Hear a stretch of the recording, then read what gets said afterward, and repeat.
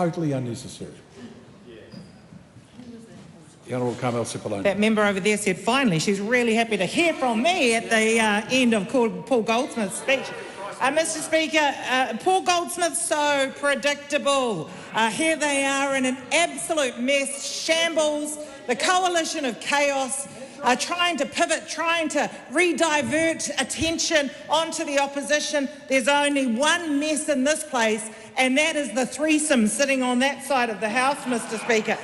Mr Speaker, I was looking back on my social media posts from a couple of years ago on the 1st of April yesterday, and I posted up about the 1st of April changes that year, acknowledging that even then, on the 1st of April in 2023, times were tough, and it was important that we extended support to those who were struggling to make ends meet. Mr Speaker, that year we increased student allowance and student loan living cost payments by about $20. We increased the Best Start payment to $69 per week, the family tax credit to $136 per week. The minimum wage, Mr Speaker, was lifted by $1.50 per hour, Mr Speaker. Mr Speaker, that was a government who cared about New Zealanders. That was a government who recognised that when New Zealanders were struggling, that they had a responsibility and a role to play in providing reprieve for New Zealanders who needed a little bit of additional support.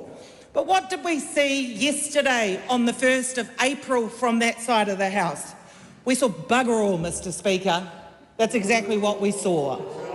Mr Speaker, we saw 35 cents. 35 cents. 35 cents is all that we saw for the minimum wage per hour going up. Not even enough to keep up with the cost of living. Mr Speaker, these are the people that are working in our essential services. Only a few years ago, we were all so reliant on our supermarket workers. Mr Speaker, those that were working to get food across the country during times that we couldn't even make contact as Kiwis. We were always so reliant on those people that clean buildings like these. Many of them, not all of them, but many of them working on the minimum wage. And that government doesn't even have the respect to give them a pay increase that matches the cost of living increases that they've experienced. So what does that mean for them? It means effectively they go backwards.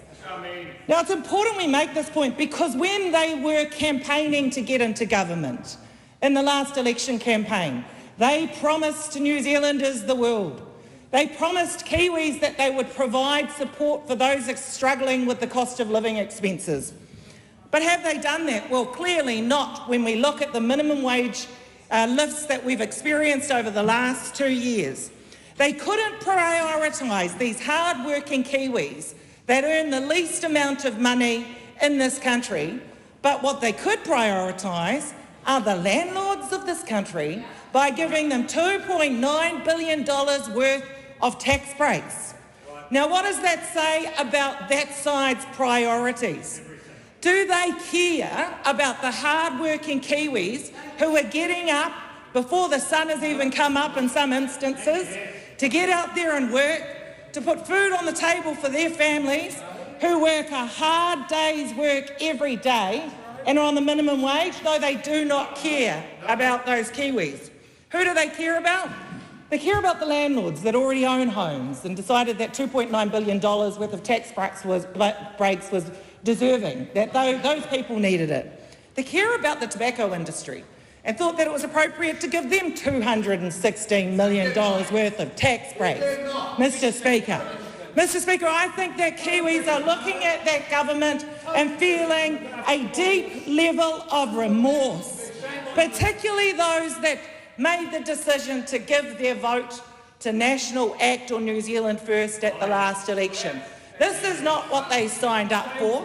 They didn't sign up to be further impoverished because of the lack of support from that government.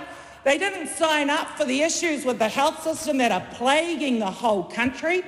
They didn't sign up for the housing issues that have become significantly worse under that side, and they didn't sign up for the ever worsening unemployment rates that are occurring under that side, Mr. Speaker. Mr. Speaker, that side has not delivered, and the government and the country is feeling remorseful.